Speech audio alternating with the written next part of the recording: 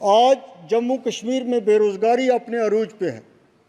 پچھلے 10 سال سے ریکروٹمنٹ کا پروسیس تقریباً رک گیا ہے۔ لوگ پی ایچ ڈی کی ڈگری کر کے، انجینئرنگ کی ڈگری کر کے، ایم اے کر کے، بی اے کر کے اوریج ہو رہے ہیں، لیکن بدقسمتی کی بات ہے کہ کبھی وہاں بھی پیپر لیک ہو جاتے ہیں، کبھی پوسٹ ریفر کی جاتی ہیں، پھر پوسٹ وڈرا ہو جاتی ہیں، پھر ریفر کی جاتی ہیں۔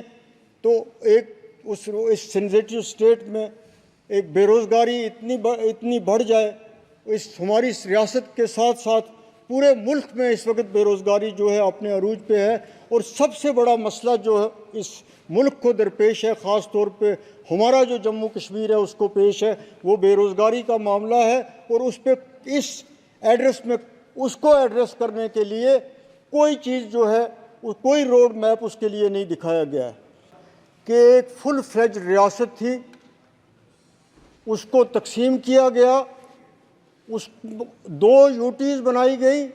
آج تک اس پارلیمنٹ کی ہسٹری میں ایسا کبھی نہیں ہوا کہ ایک اسٹیٹ کو توڑ کے یوٹی بنائی جائے۔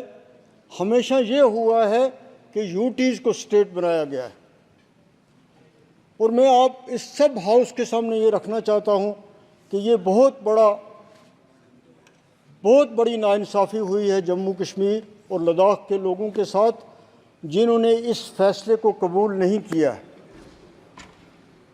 ہم چاہتے ہیں کہ ہمارے جو حقوق چھینے گئے ہیں ان کو واپس دیا جائے، فوراً الیکشن کروائے جائیں اور ہماری اسٹیٹ ہوڈ فوراً واپس کی جائے۔ وہاں کے لوگ ایک جمہوری عمل کے نہ ہونے سے، منتخب نمائندے نہ ہونے کی وجہ سے بہت زیادہ سفر کر رہے ہیں۔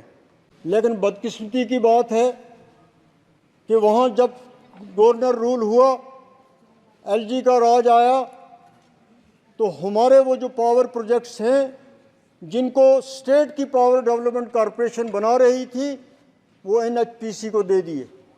اور آج حالت یہ ہے کہ اتنا پوٹینشل ہونے کے باوجود ہمیں آج وہاں پاور مل نہیں رہا ہے، اور جو مل رہا ہے وہ بھی آسمان کی قیمتوں پہ مل رہا ہے۔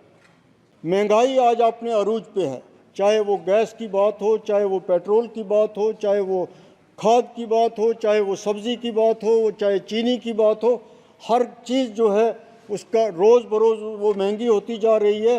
اوپر سے جی ایس ٹی نے لوگوں کی کمر توڑ کے رکھ دی۔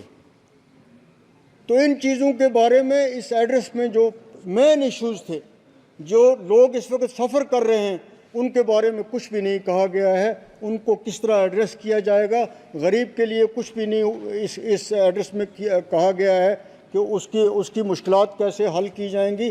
جموں کشمیر میں کئی ہزار ملازمین جو ہیں بیچارے، جو کیجول ہیں، ڈیلی ویجر ہیں، فار سو منی ایئرس وہ سڑکوں پہ ہیں۔ اب ان کو سڑکوں پہ بھی نہیں آنے دیا جاتا۔ ان کی مشکلات کو ایڈریس کرنے کے لیے کوئی بھی کارروائی جو ہے وہ نہیں ہو رہی ہے۔ ایک سرکار بھی وہاں نہیں ہے، اور جو لوگوں کے مسئلے ہیں ان کے لیے بھی کچھ نہیں کیا جا رہا ہے۔ نہ ہمارے سیاسی معاملے میں کوئی پیش رفت ہو رہی ہے، نہ ہمارے اقتصادی معاملے میں کوئی پیش رفت ہو رہی ہے۔ اس لیے میں پورے ہاؤس سے یہ کہنا چاہتا ہوں کہ جموں کشمیر کے بارے میں جو کچھ یہاں پہ کہا گیا، اتنا وہاں پہ پریکٹیکلی اس کے بالکل ڈیفرنٹ پوزیشن ہے۔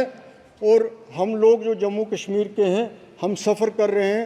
پورے دیش کے جو ممبر یہاں پہ الیکٹ ہو کے آئے ہیں، انہیں اس معاملے میں غور و فکر کرنا چاہیے اور اپنی آواز یہاں پہ بلند کرنی چاہیے۔ خاص طور پہ میں انڈیا الائنس کے لوگوں کو، جن کا ہم حصہ ہیں، ان کو اس معاملے میں آج اپوزیشن کے لیڈر نے ذکر تو کیا ایک لائن وہاں پہ، لیکن میں یہ چاہتا ہوں کہ یہ ذکر ضرور یہاں اپوزیشن سے ہوتا رہے۔ جموں کشمیر کے بارے میں بہت بہت شکریہ۔